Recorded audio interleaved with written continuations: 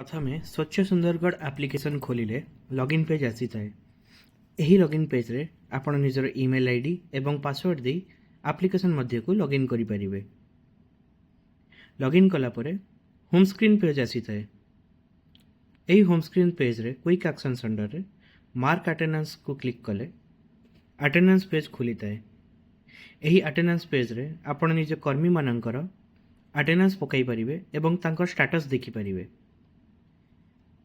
कर्मी को नाम उपरे क्लिक करंतु एवं मार्क एज प्रेजेंट उपरे क्लिक कले मार्क अटेंडेंस रो पेज आसी थाए। एही पेज रे मार्क अटेंडेंस उपरे क्लिक कले कर्मी अटेंडेंस पड़ी जाए। उपरे स्टेटस रे क्लिक कले प्रेजेंट एंड एब्सेंट हिसाब रे आपण निजर कर्मी माननको देखि परिबे।